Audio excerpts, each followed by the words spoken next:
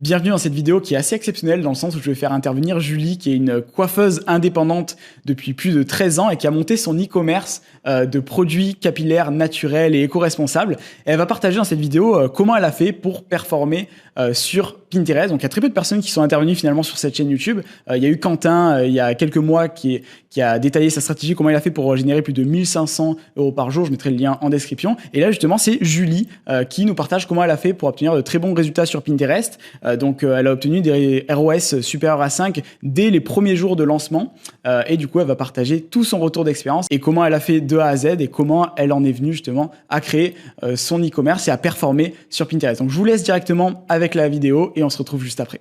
Bonjour à tous et bienvenue dans cette vidéo. Aujourd'hui, je suis accompagné de Julie qui a un e-commerce dans la thématique de la beauté. Donc, je suis vraiment ravi de faire cette interview justement parce qu'elle va pouvoir nous présenter son parcours et comment elle s'est lancée sur Pinterest et quels sont les résultats qu'elle a obtenus grâce à la plateforme. Donc déjà, merci beaucoup Julie d'avoir accepté mon invitation et je vais te laisser te présenter parce que tu as un super parcours et derrière, je pense que ça peut aider pas mal de personnes qui se lancent sur la plateforme parce que c'est une plateforme Pinterest où il n'y a pas trop forcément de contenu et du coup, tu vas pouvoir nous partager ton retour d'expérience par rapport à tout ça.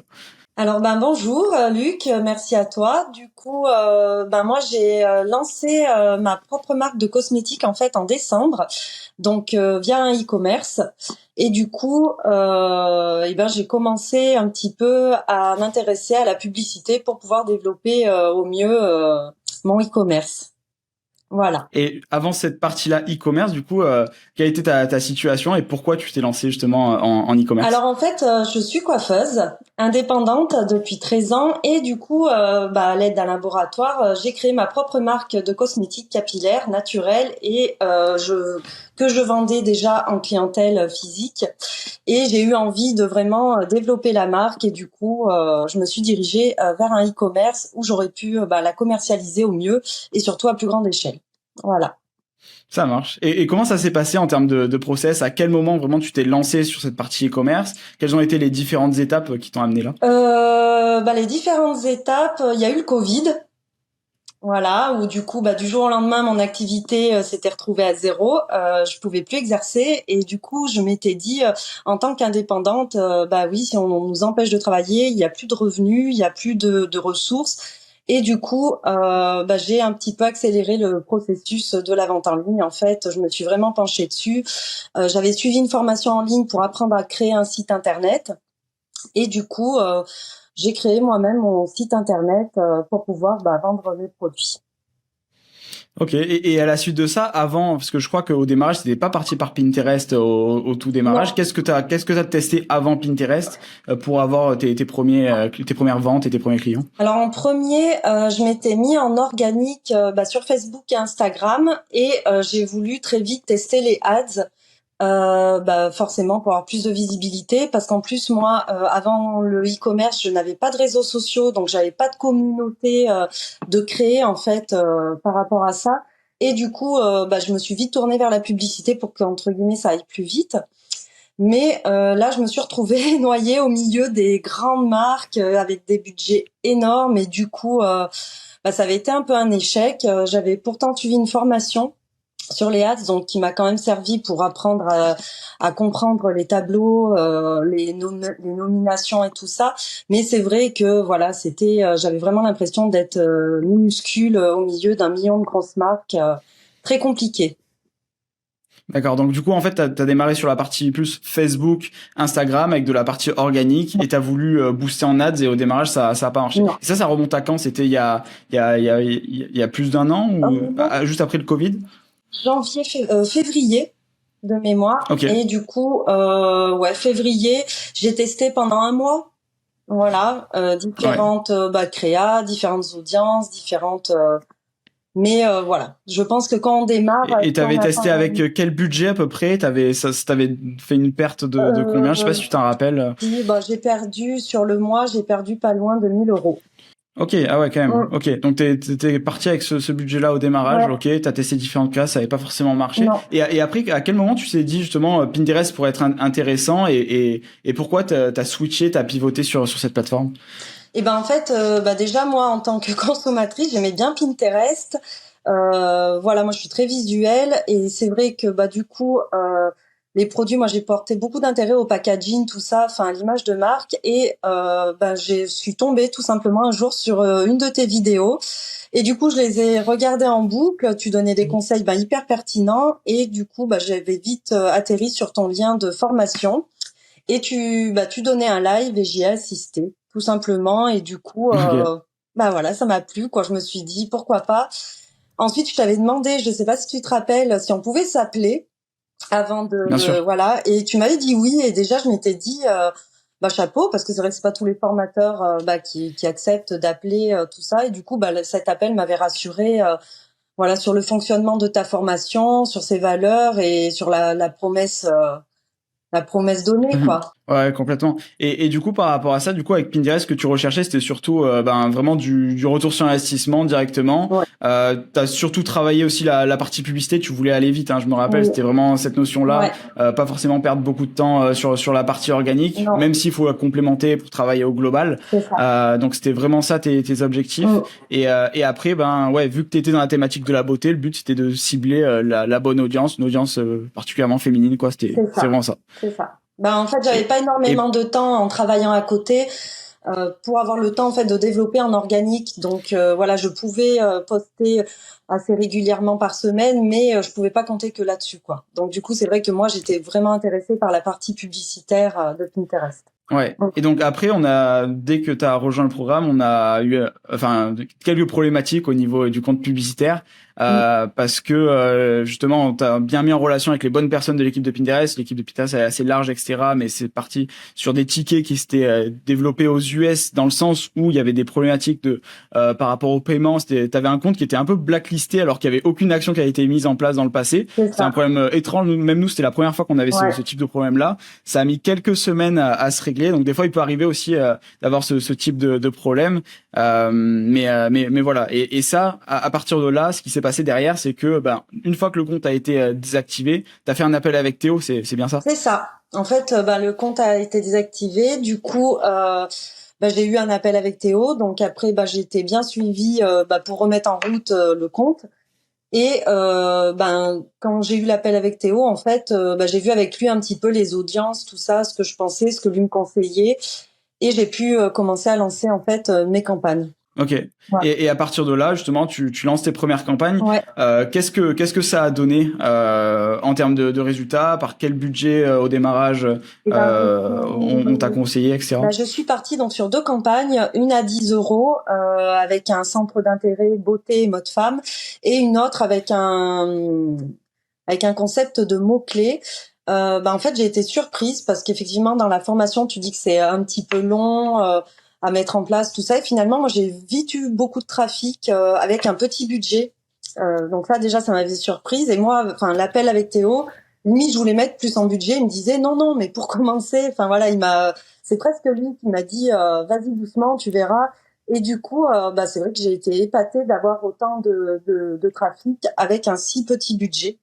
Et du coup, Ouais. les premières ventes sont arrivées aussi très rapidement, et voilà, vraiment très étonnée et contente quoi du coup. Bien sûr, ouais. En fait, on conseille toujours de démarrer avec des petits budgets, dans le sens où on sait qu'il y a toujours une phase d'apprentissage au démarrage où l'algorithme va faire beaucoup de tests et il peut y avoir vraiment plusieurs jours où il n'y a pas de vente, et du coup on préfère justement démarrer avec un petit budget, monter petit à petit pour limiter la perte, si perte il y a au démarrage, ce qui peut arriver, et après on monte petit à petit. Et en termes de retour sur investissement, qu'est-ce que ça a donné au bout de combien de temps à peu près? Parce qu'il y avait une petite souci, une problématique de tracking au passage, Ouais, il y a eu un petit mais du bug coup, du coup de tracking, mais en fait, du coup, j'ai tout simplement regardé le chiffre d'affaires, d'où venait mon chiffre d'affaires, et du coup, j'ai divisé par ce que je retrouvais dans le tableau Pinterest. Et en fait, là, à l'heure d'aujourd'hui, donc ça fait 15 jours que ça tourne, je suis à 4,6 en retour sur investissement. de ROS. Ok. Ouais. Donc, Ok. super contente. Et dès la première semaine, c'était du x3, quoi. Excellent. Oh. Ça, c'est pas forcément tous les comptes où on arrive à avoir ce type de résultat, mais quand on arrive à avoir ce résultat dès le démarrage avec un compte qui a pas trop de data, etc., ça veut dire en fait souvent qu'il y a un potentiel de scaling qui est énorme. Et là, ça va être l'enjeu de ces prochaines semaines de scaler de la bonne manière pour avoir un maximum de résultats.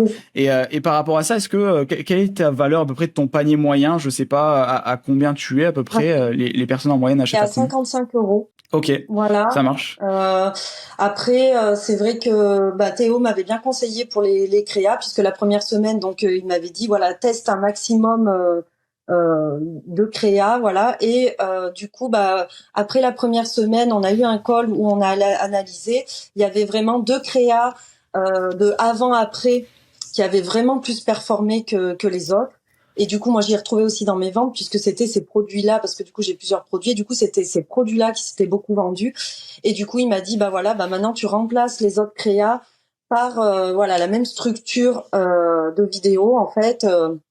Et c'est ce que j'ai fait. Et du coup, j'ai gagné 4,6 par rapport au x3 que j'avais la semaine d'avant. Donc, effectivement, enfin, hyper efficace, quoi. Très bien conseillé. Et ce qui est bien, c'est que, enfin, en fait, Théo, il a vraiment détecté directement. Enfin, en fait, ce qu'on aime bien faire au démarrage, c'est vraiment faire un mapping de toutes les créas qui sont à disposition.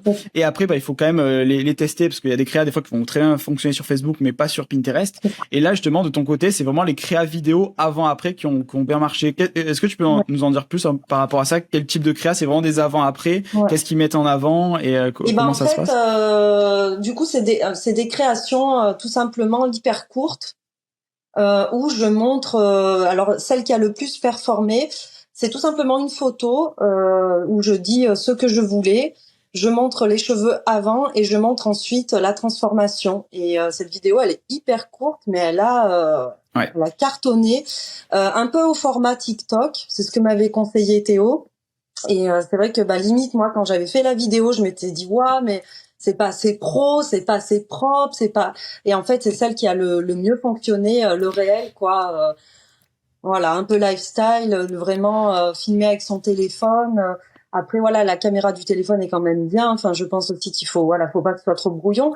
Mais vidéo courte, tout simplement une transformation, quoi. Et du coup, c'est vrai qu'elle a eu un taux de clic énorme, quoi. Ouais, et ce qui est bien, c'est qu'en fait, c'est une publicité qui ressemble vraiment pas à une publicité. Non. Et du coup, en fait, c'est ça qui fait la force de. On dirait vraiment une vidéo TikTok qu'une nana a fait dans sa salle de bain, quoi. Et du coup, c'est celle qui a le mieux performé. Ouais, ça fait très très naturel et ça c'est vraiment top et c'est le type de créa qui commence à bien émerger sur Pinterest. En plus, il y a différents formats sur la plateforme, il y a le format donc statique, image, les vidéos, on peut faire du format très naturel comme tu l'as fait, il y a le format aussi épingle idée. C'est un format vraiment qui est plein écran donc finalement on peut varier les formats tout en ayant des vidéos un peu en style TikTok qui marche super bien à l'heure actuelle et du coup, ça fait quelque chose de très naturel où les consommatrices derrière sont vraiment aptes à acheter. Surtout quand on voit l'avant-après qui est assez flagrant par rapport à tes produits. Donc c'est top par rapport à ça. Et après, au global, du coup, comment par rapport à l'appel qu'on avait eu, comment l'accompagnement s'est passé de ton côté? Quel a été ton ressenti sur la notion d'accompagnement? Parce que moi je dis beaucoup que c'est pas une formation qu'on propose, mais c'est vraiment un accompagnement. Est-ce que c'est bel et bien le cas? Et en fait, l'appel quand je t'avais demandé de m'appeler, en fait, c'était pour être sûr d'avoir cette partie-là, puisqu'en fait, c'est vrai que les formations c'est bien, mais après une fois qu'on se retrouve devant nos campagnes pour optimiser et tout ça, je trouve que c'est très compliqué. Et en fait, moi, je voulais vraiment un accompagnement. Et tu m'avais certifié du coup qu'il y avait un accompagnement. Et enfin, j'ai toujours eu des réponses. À chaque fois que j'ai eu besoin d'un call, il y a eu un call. À chaque fois que j'ai eu un doute, une question ou autre, j'ai toujours eu une réponse. Et en fait, on se sent pas seul. Je trouve vraiment que c'est important, surtout quand on débute dans le e-commerce. Moi, j'y connaissais rien et je trouve que de savoir qu'il y a entre guillemets un filet de sûreté, c'est énorme et du coup, on est plus confiant et je trouve qu'on prend plus de plaisir justement à oser, quoi. Voilà. Ouais, chose que peut-être en accompagnement, tu vois, sur Pinterest, j'aurais peut-être pas osé ce format vidéo lifestyle dans sa salle de bain. Enfin voilà, ça, j'aurais pas osé vraiment. Et du coup, c'est vrai que quand Théo m'a dit ça, je me suis dit que ça allait être une des vidéos qui allait le moins fonctionner sur Pinterest. Et au final, il a eu raison. Et du coup, après, je l'ai dupliqué, comme il me l'a dit, avec d'autres produits. Et ça a porté ses fruits, quoi, vraiment. Ouais. Et ce qui est bien, c'est que vu qu'on a pas mal de data, du coup, on peut te conseiller vraiment au mieux, parce qu'on a des clients assez similaires dans différentes thématiques. Et par rapport à la thématique de la beauté, en l'occurrence, c'est vraiment ce type de créa qui marche bien. Du coup, après, t'as juste à appliquer cette partie-là. Et du coup, là, les next steps, c'est quoi? Donc là, c'est vraiment de scaler les campagnes. C'est vraiment ça. J'ai hâte. Du coup, donc là, on a un call vendredi. Donc, j'ai hâte de voir avec lui comment augmenter petit à petit le budget, comment optimiser, voilà, tout simplement que ça aille plus loin, quoi. Mais en tout cas, là, il y a un bon potentiel parce que, comme je l'ai dit, en fait, dès qu'on a de l'attraction directement au démarrage, c'est pas forcément toujours le cas. Mais quand c'est réellement le cas et qu'on commence à scaler et que ça suit, à ce niveau-là, on peut monter directement sur des gros niveaux de dépenses avec des bons retours sur investissement sans trop de soucis. Parce que sur Pinterest, la phase la plus difficile, c'est souvent au démarrage, les premiers jours, et c'est pour ça que beaucoup de personnes abandonnent. Mais là, quand on voit tes résultats dès le démarrage, dès les premiers jours, derrière, ça annonce que du bon pour la suite. Donc maintenant, plus qu'à scaler de la bonne manière. C'est ça. Génial.